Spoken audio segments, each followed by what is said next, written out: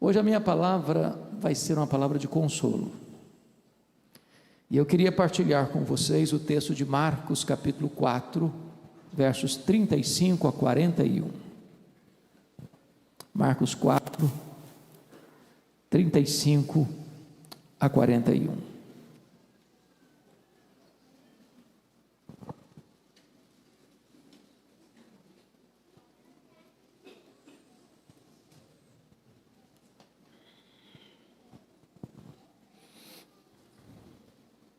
Esse texto diz assim, peço que você mantenha a sua Bíblia aberta, por favor, depois da leitura. Naquele dia, sendo já tarde, disse-lhes Jesus, passemos para outra margem. E eles, despedindo a multidão, o levaram assim como estava no barco, e outros barcos o seguiam. Ora, levantou-se grande temporal de vento, e as ondas se arremessavam contra o barco, de modo que o mesmo já estava a encher-se de água. E Jesus estava na popa, dormindo sobre o travesseiro. Eles o despertaram e lhe disseram, Mestre, não te importa que pereçamos? E ele, despertando, repreendeu o vento e disse ao mar, acalma-te, emudece. O vento se aquietou e fez-se grande bonança. Então lhes disse, por que sois assim tímidos? Como é que não tendes fé? E eles, possuídos de grande temor, diziam uns aos outros, quem é este, que até o vento e o mar lhe obedecem? Amém? O tema que eu quero tratar com vocês é este, não desanime, Jesus está no controle. Quero fazer 4 declarações a título de introdução, verdades absolutas. E a primeira declaração é que as tempestades da vida existem e elas são inevitáveis. O fato desta igreja estar comemorando 20 anos não significa que essa jornada não foi uma jornada de muitas tempestades. Nenhum de nós está blindado, nenhum de nós está vivendo numa estufa. A vida não se desenrola num jardim engrinaldado de flores. Pisamos desertos áridos, caminhamos em estradas cobertas de espinhos, enfrentamos mares revoltos. As tempestades chegam para todos, para ricos, para pobres, para doutores, para analfabetos, para crentes e para descrentes. Talvez essa pandemia que enfrentamos ilustra muito bem isso. Morreram pessoas ricas, pessoas pobres, empresários, empregados, cientistas analfabetos, grandes e pequenos, crentes e ateus. Sabem por quê? Porque as tempestades da vida são inevitáveis. Você está passando por uma? Você não é uma exceção da humanidade. Segunda verdade que eu quero declarar a título de introdução é que as tempestades são também imprevisíveis.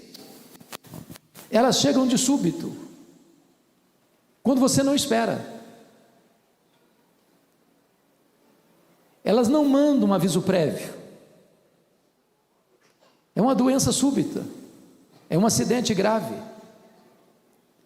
é um divórcio doloroso, é um luto traumático, é uma situação que você nunca imaginou passar na vida, mas está passando. E eu queria ilustrar isso com a topografia deste episódio, onde ocorreu esse episódio aqui. Vocês sabem que o mar da Galileia não é um mar, é um lago de águas doces. Aliás, o maior reservatório de águas doces do Oriente Médio. Tem 21 quilômetros de comprimento por 14 quilômetros de largura.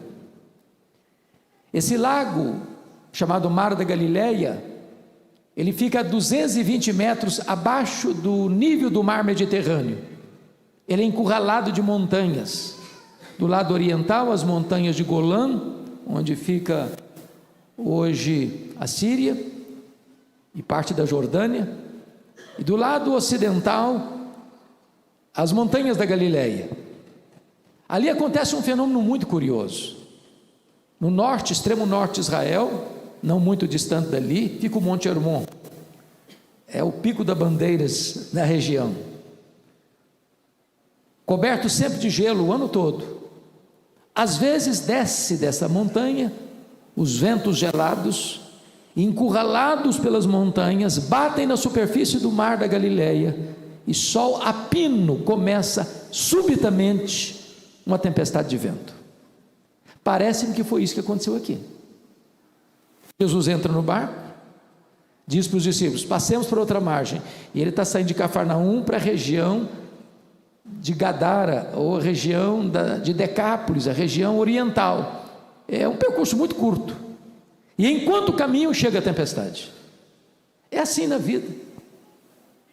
Você vai ao médico por um exame de rotina e descobre que está com uma doença grave. Você sai de férias com a família e enfrenta um acidente. Casamento de 20 anos de harmonia e amor, de repente um fato acontece e a família se desestrutura. Um filho criado no Evangelho, de repente vira as costas para Deus e gera um problema para a família. As tempestades vêm inesperadamente. Mas em terceiro lugar, as tempestades são também inadministráveis. Aqueles discípulos estavam acostumados com esse lago. Muitos deles nasceram ao redor do mar da Galileia. Pelo menos 4 deles eram pescadores. Viviam e trabalhavam nesse mar o tempo todo. Já tinham passado por muitas situações semelhantes. Já tinham logrado êxito em tantas outras situações. E quando a tempestade chega e Jesus está lá atrás dormindo no barco, eu fico até escutando eles dizerem uns para os outros assim: vamos deixar o mestre descansar.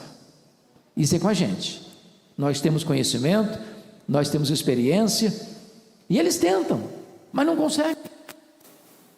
Aquilo que é comum fica estranho, aquilo que é doméstico vira um monstro, aquilo que você resolvia com tanta facilidade, agora você não consegue resolver mais, porque são assim as tempestades da vida. O controle não está na sua mão, o barco não obedece mais o seu comando. Você quer ir para a direita, o barco vai para a esquerda. Você quer avançar e o barco dá marcha ré. É assim na vida, tantas vezes. Mas, finalmente, em quarto lugar, e é uma palavra consoladora, as tempestades da vida são pedagógicas. Sabe o que significa isso? Eu posso ser pego de surpresa, Deus jamais. Você e eu cremos que Deus é soberano, e se Deus é soberano, nada pega Deus de surpresa. Não há sequer um fio de cabelo da sua cabeça que pode ser tocado sem que Deus saiba, sem que Deus permita, sem que Deus tenha um propósito. As tempestades da vida não vêm para destruir você, vêm para tonificar as musculaturas da sua alma.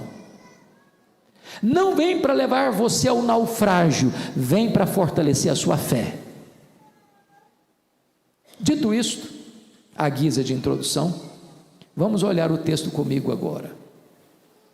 O contexto desta passagem revela para nós que Jesus tinha passado todo aquele dia ensinando as parábolas do reino. Se você já pregou, já deu aulas um dia inteiro, no final do dia você está exausto, cansado. Então Jesus entra no barco e diz para os discípulos assim: passemos para outra margem. E ele vai lá para trás do barco, pega um travesseiro, deita e dorme. Ele era perfeitamente homem. Enquanto ele deita e dorme, vem a tempestade. E os discípulos estão lá tentando resolver o problema. E o mar ficando mais furioso. E as ondas chicoteando o barco frágil. O barco rodopia no meio do mar. Vai se enchendo d'água. A morte vai mostrando para eles a sua carranca. Eles não sabem mais o que fazer. Quando a situação está fora do controle deles, eles recorrem a Jesus com uma pergunta em tom de censura: Mestre, não te importa que pereçamos? E diz o texto que Jesus se desperta, repreende o vento, repreende o mar e diz: acalma, emudece. E o mar se aquieta, e o vento se encolhe, e é uma grande bonança. Então Jesus agora pergunta para eles: por que sois assim tímidos? Como é que não tendes fé? Por que vocês estão com medo? E os discípulos, então, tomados de grande temor e reverência, perguntam uns para os outros assim: mas quem é este, que até o vento e o mar lhe obedecem? Se vocês perceberam comigo, essa narrativa bíblica está regida por 3 perguntas. A primeira pergunta está no verso 38, é a pergunta dos discípulos a Jesus: Mestre, não te importa que pereçamos? A segunda pergunta está no verso 40, é a pergunta de Jesus aos discípulos: por que sois assim tímidos? Como é que não tendes fé? E a terceira pergunta é no verso 41, entre os discípulos: quem é este, que até o vento e o mar lhe obedecem? Se o texto está regido por essas 3 perguntas, é sobre elas que vamos conversar a partir de agora. Então vamos ver a pergunta do verso 38, que é a pergunta dos discípulos a Jesus, e esta é a sua pergunta, esta é a minha pergunta. Nas noites mais escuras da alma, nas horas mais difíceis da vida, nos vales mais profundos da dor, quando os nossos recursos acabam, quando você não sabe mais o que fazer, quando você chegou no seu limite, quando parece que a morte é a única saída que você tem, é quando a dor pulsa e lateja no seu coração. Notem que nessa hora eles recorrem a Jesus não apenas com uma pergunta, mas com uma censura: Mestre, não te importas que pereçamos? Em outras palavras, não estás vendo o perigo? Não vais fazer nada? Não vais nos socorrer? Vais continuar dormindo? A grande pergunta é: por que esses discípulos estão fazendo esta pergunta para Jesus em tom de censura? O que é que não está bem resolvido na cabeça deles? Primeiro, o que não está bem resolvido na cabeça deles é a ordem expressa de Jesus: passemos para outra margem, e a tempestade que estão enfrentando. Convenhamos, a gente imagina o seguinte: se eu estou andando com Jesus, se eu estou fazendo o que Jesus me mandou fazer, vai estar tudo bem, é céu de brigadeiro, é navegação por águas esmaltadas, nenhuma tempestade à vista. Como alguns de vocês, eu fui criado num lar cristão, e aprendi desde a minha infância um cântico: com Cristo no barco tudo vai muito bem, vai muito bem, vai muito bem. Só que Jesus está no barco e não está nada bem, nada bem. E aí? Como é que nós fazemos? Você é crente, você é fiel a Deus, você é dizimista, você é um homem de oração, você é uma mulher de oração, você é um homem de Deus, você é uma mulher de Deus, e a sua vida está de ponta cabeça, e a tempestade está moendo você. Os discípulos estão com o coração atordoado com isso. Entender a tempestade que Deus mandou atrás do profeta Jonas é fácil. Ele estava numa rota de desobediência e Deus mandou a tempestade atrás dele. Notinha de rodapé: crente desviado é endereço certo de tempestade. Jesus vai mandar a tempestade atrás de você, não para destruir você, para trazer você de volta. Agora, como você vai entender que você está andando com Deus e está enfrentando tempestade? Esse era o problema deles. Mas eles estão enfrentando um segundo dilema para fazer essa pergunta. E o segundo dilema deles é este: como é que eles vão conciliar a urgente necessidade deles com a aparente demora de Jesus? O que Jesus está fazendo no barco? Dormindo. Quem está dormindo não está agindo. Há momentos na vida, irmãos, que a demora de Deus nos atormenta mais do que o próprio problema. É quando você está passando uma angústia, e você ora, e você jejua, e você chora, e você passa vigílias na presença de Deus, clamando por socorro, e a única voz que você escuta é o eco do seu desespero. Talvez o maior drama da Marta não foi nem a doença do Lázaro, foi a demora de Jesus. Ela manda um recado muito preciso para Jesus: está enfermo aquele a quem amas. Ela não diz: cancela tudo aí, corre para cá, Lázaro está morrendo. Não, ela só deu um aviso: está enfermo aquele a quem amas. Se você ama, você tem pressa para socorrer a pessoa amada. Agora vamos entender algumas coisas. De onde Jesus estava para onde Marta morava, era um dia de viagem. Um dia de viagem. Então, acompanhe meu raciocínio. O emissário sai de Betânia e vai onde Jesus estava. Um dia de viagem. Chega e dá o recado a Marta: está enfermo aquele a quem amas. Jesus disse: essa enfermidade não é para a morte, é para a glória de Deus. Só que Jesus disse para os seus discípulos assim: o Lázaro morreu. Morreu que dia? No mesmo dia que o emissário saiu da casa da Marta. Agora imagine o seguinte: o emissário volta, mais um dia para ir. Então ele chegou no segundo dia, e chega de supetão e dá notícia: olha, essa enfermidade não é para a morte, é para a glória de Deus. Mas o Lázaro está morto e sepultado. Olha o nó na cabeça da Marta. Aí Jesus fica mais 2 dias onde estava. Se o mensageiro gastou um dia para ir, e Jesus fica mais 2 dias, no 4º dia ele vai. Quando ele chega lá, o Lázaro está morto, sepultado há quanto tempo? 4 dias. A Marta estava tão triste, tão decepcionada, que quando Jesus chegou, ela não falou shalom para ele. Ela foi logo despejando a sua mágoa: se tu estiveres aqui, meu irmão não teria morrido.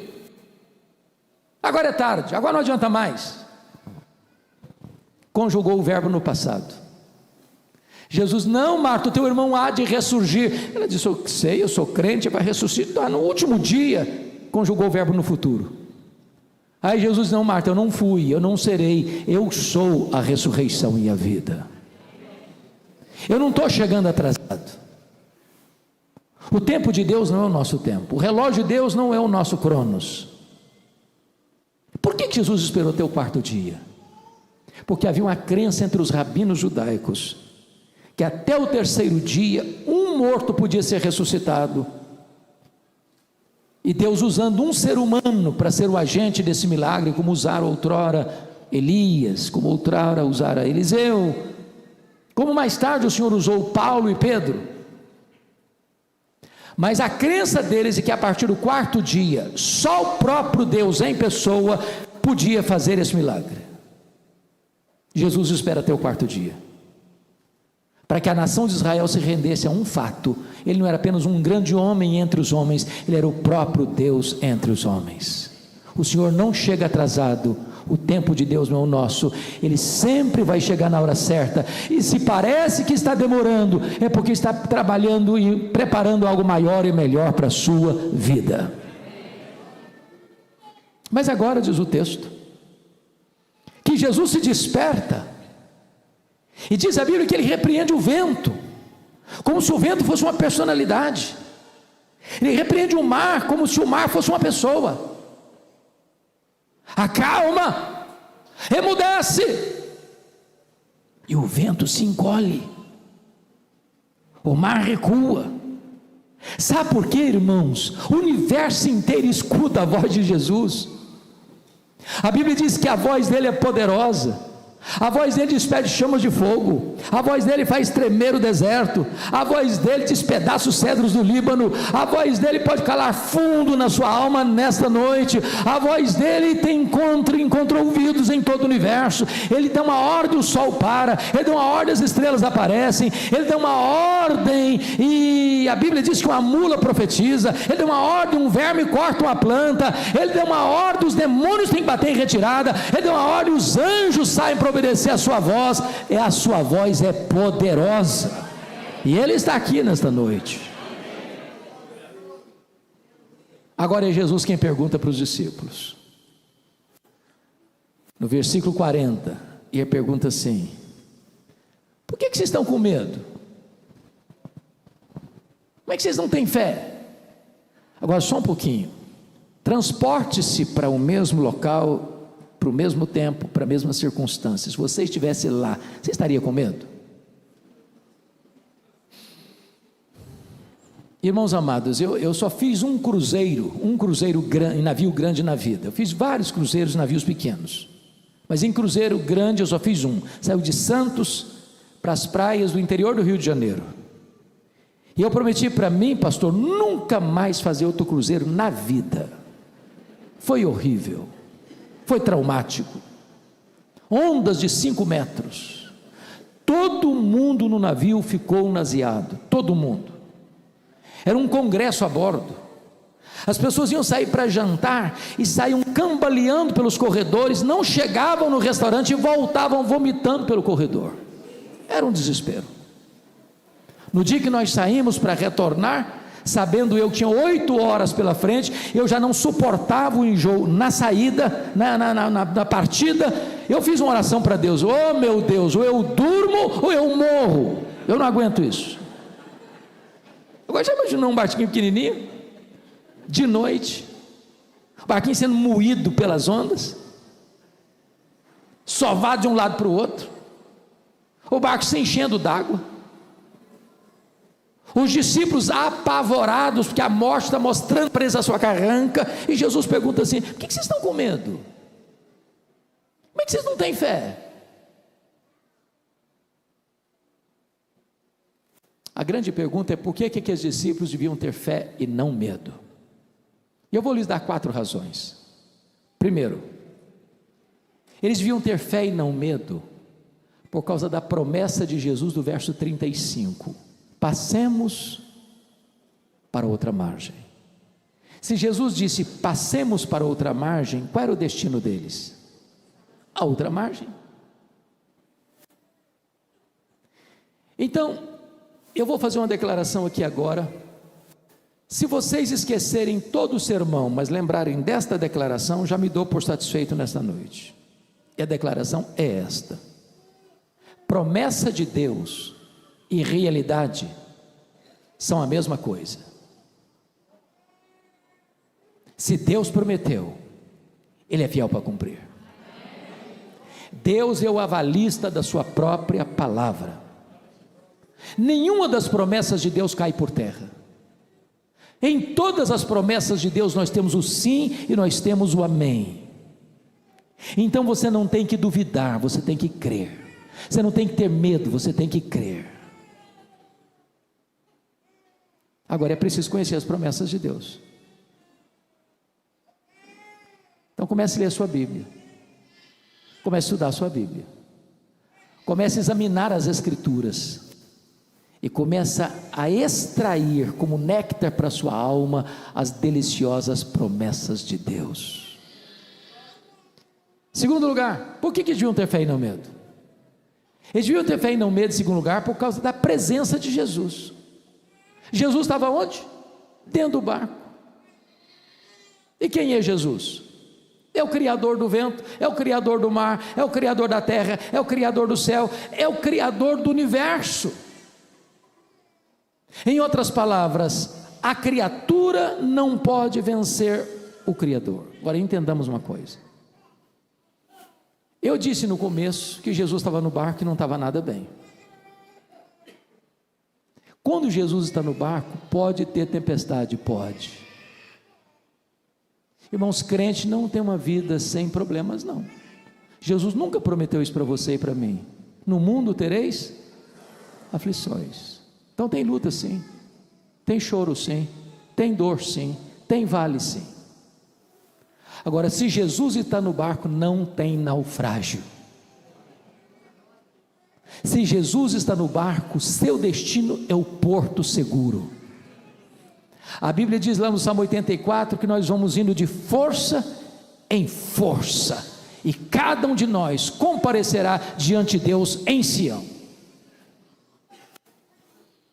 Então, você não tem que ter medo, você tem que ter fé. Agora, sabe qual é o único remédio para o medo?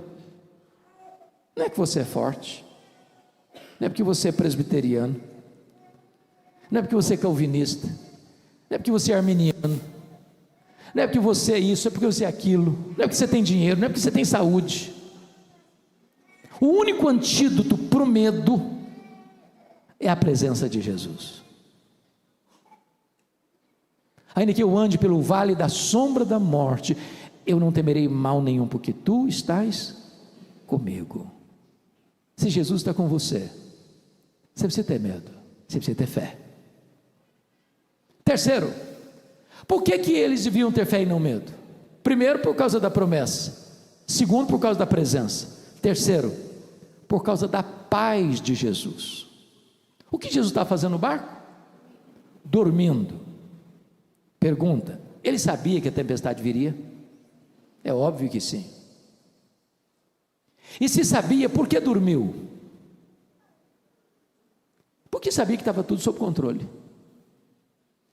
Então, sabe o que é paz? Paz não é ausência de tempestade. Paz é você saber que apesar da tempestade, tudo está sob controle. Não do seu controle, não do meu controle, do controle de Jesus. Irmãos, nós não temos o controle. Como diz lá em 2 Crônicas 20, tem hora que nós não temos forças e tem horas que também nós não sabemos o que fazer.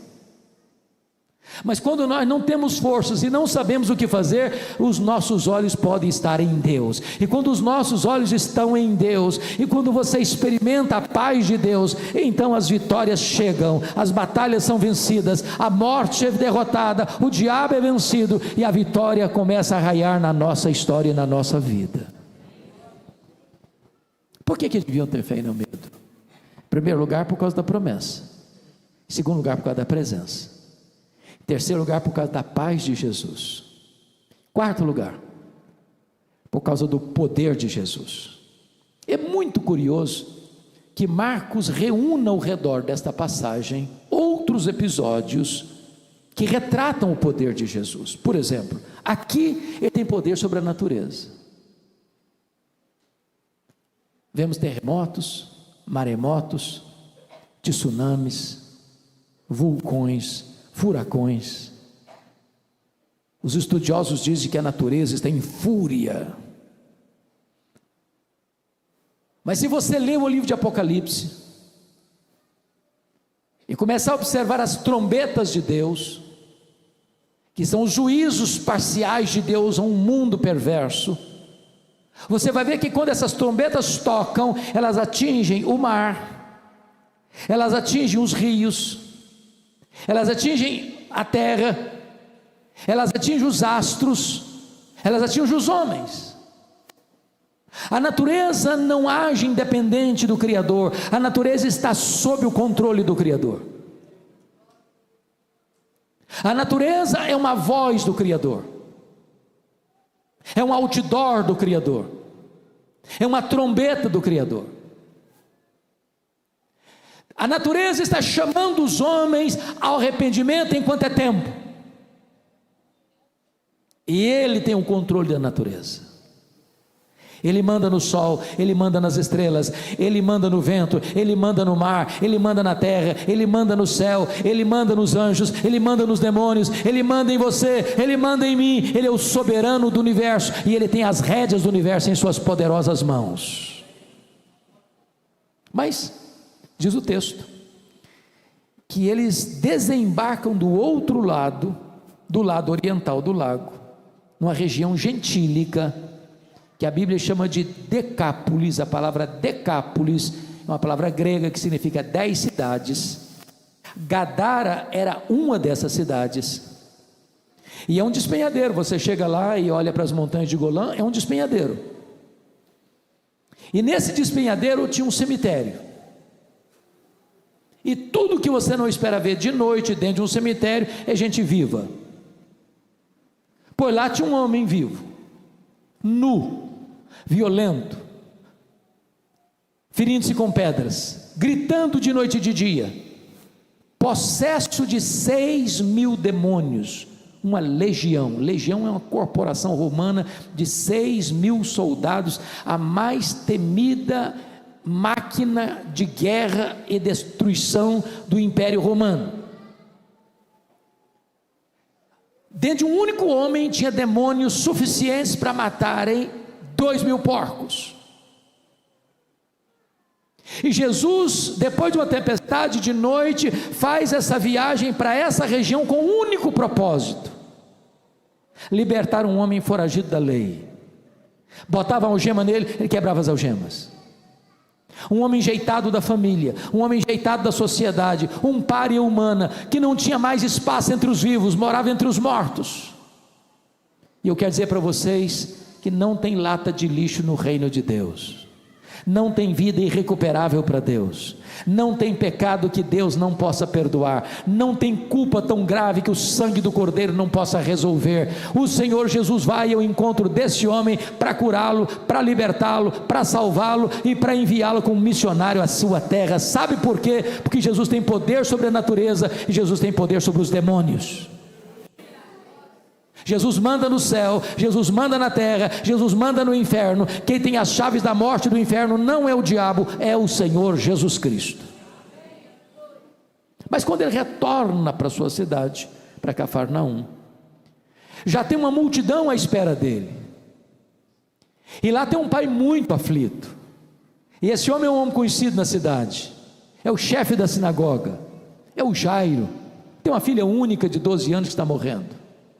E ele recorre a Jesus e diz: Senhor, vão comigo na minha casa, para que a minha filha seja curada, impõe as mãos sobre ela para ser curada. E Jesus: vamos embora, Jairo, vamos embora. E Jesus está caminhando com ele, quando de repente uma mulher, que também está sofrendo há 12 anos, de uma hemorragia crônica, pensou consigo: se eu apenas tocar na orla das vestes de Jesus, eu ficarei livre do meu mal. Por que ela fez isso?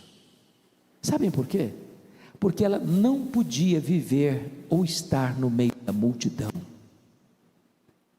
Dentro da cultura judaica, dentro do aspecto cerimonial judaico, aquela mulher era impura, tudo que ela tocava ficava impuro, e ela tinha que ficar anônima, curtindo o seu sofrimento sozinha, calada.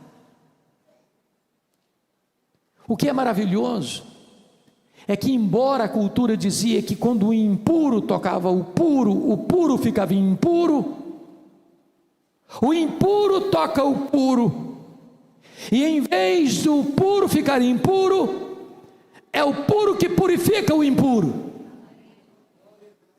E ao tocar nas orlas das vestes de Jesus, a hemorragia foi estancada na hora e a mulher ficou livre do seu mal. Sabe por quê? Jesus tem poder sobre a natureza, Jesus tem poder sobre os demônios e Jesus tem poder sobre as enfermidades.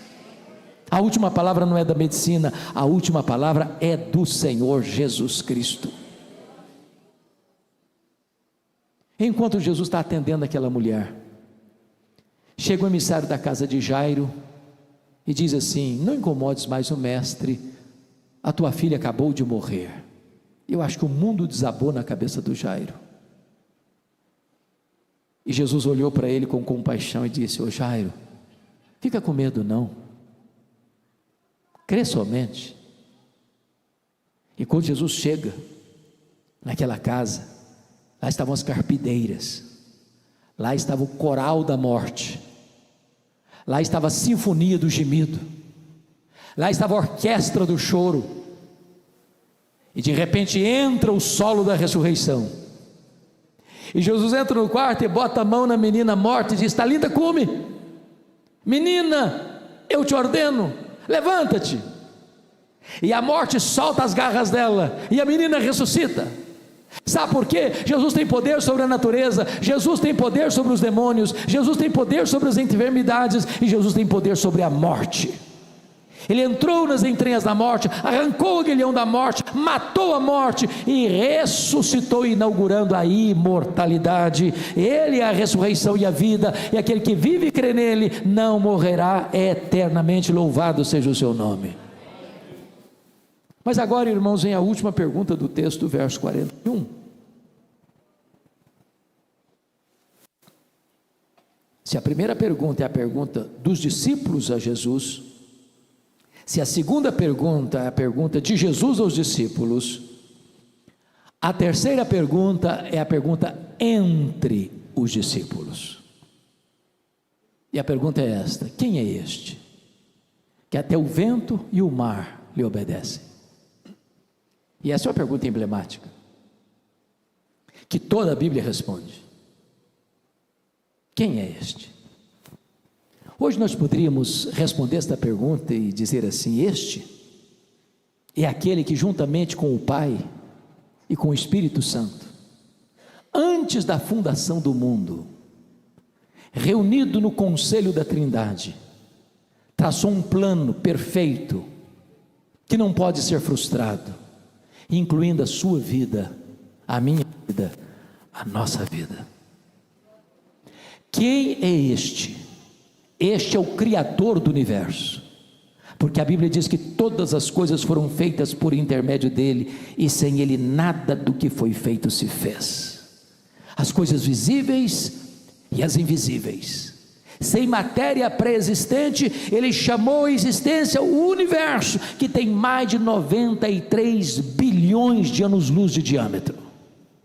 Quem é este? Este é aquele que sustenta todas as coisas pela palavra do seu poder. Quem é este? Este é a semente da mulher, que nasceu para esmagar a cabeça da serpente. Este é o descendente de Abraão, em quem todas as famílias da terra são abençoadas. Este é aquele que é representado pelo Cordeiro da Páscoa, cujo sangue vertido e colocado no batente das portas libertou os primogênitos de Israel da morte no Egito. Quem é este? Este é aquele que foi simbolizado por aquela coluna de nuvem e por aquela coluna de fogo que guiou por 40 anos no deserto. Este é aquele que foi simbolizado pelo maná que caía do céu e pela água que brotava da rocha. Este é aquele que foi simbolizado pelo tabernáculo. Este é aquele que foi simbolizado pela arca da aliança. Este é aquele que foi simbolizado porque estava dentro da arca da aliança as tábuas da lei, o vaso com maná, a vara seca de Arão que floresceu. Este é aquele que foi simbolizado pelo templo de Israel. Este é aquele que foi simbolizado pelas festas de Israel. Este é aquele que foi simbolizado pelos sacrifícios realizados no templo. Este é aquele que foi simbolizado pelo sábado. Tudo era sombra dele. Ele é a realidade. Quem é este? Este é o maravilhoso conselheiro, este é o Deus forte, este é o Pai da eternidade, este é o príncipe da paz. Quem é este?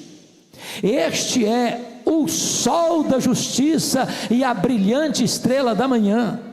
Este é o Messias prometido, este é o Salvador de Israel, este é o Deus único e verdadeiro, este é o Deus Pai, este é o Deus Filho, este é o Deus Espírito Santo. Quem é este? Este é aquele que na plenitude dos tempos nasceu de mulher, nasceu sob a lei para ser o nosso Redentor. O Verbo se fez carne e habitou entre nós, cheio de graça e de verdade, e vimos a sua glória, glória como do unigênito do Pai. Quem é este? Ora, este é aquele que andou por toda parte, fazendo bem e libertando os oprimidos do diabo. Os cegos viram, os surdos ouviram, os mudos falaram, os coxos andaram, os leprosos foram purificados, os mortos ressuscitaram. Quem é este? Este é o grande eu sou. Este é o pão da vida. Este é a luz do mundo. Este é a porta das ovelhas. Este é o bom pastor. Este é a ressurreição e a vida. Este é o caminho e a verdade e a vida. Este é a videira verdadeira. Quem é este? Este é o Cordeiro de Deus que tira o pecado do mundo, o Cordeiro que foi morto, mas está vivo pelos séculos dos séculos e tem as chaves da morte e do inferno. Quem é este? Este é o fundamento da igreja, este é o dono da igreja, este é o edificador da igreja, este é o protetor da igreja. Quem é este? Este é a raiz de Davi, o leão da tribo de Judá. Este é o primeiro e o último, o alfa e o ômega. Este é o rei dos reis, este é o senhor dos senhores. Quem é este? Este é aquele que por amor de nós não julgou como usurpação ser igual a Deus, mas a si mesmo se esvaziou, assumindo a forma de servo, humilhou-se até a morte e morte de cruz, pelo que também o Pai o exaltou sobremaneira e lhe deu o nome que está acima de todo nome, para que ao nome de Jesus se dobre todo o joelho, nos céus, na terra e debaixo da terra, e toda a língua confesse que Jesus Cristo é Senhor, para a glória de Deus Pai. Quem é este? Este é aquele que por amor de nós chorou e sangrou no Getsemane. Este é aquele que sozinho bebeu o cálice amargo da ira de Deus que devia cair sobre a nossa cabeça. Este é aquele que foi cuspido e esbordoado no sinédrio judaico. Este é aquele que foi vilipendiado e espancado no pretório romano. Este é aquele que carregou aquela cruz maldita pelas ruas apinhadas de Jerusalém, sobre os apupos e vaias de uma multidão ensandecida. Quem é este? Este é aquele que foi pregado naquele lenho, expulsado da terra, abandonado pelo céu. Deus meu, por que me abandonaste?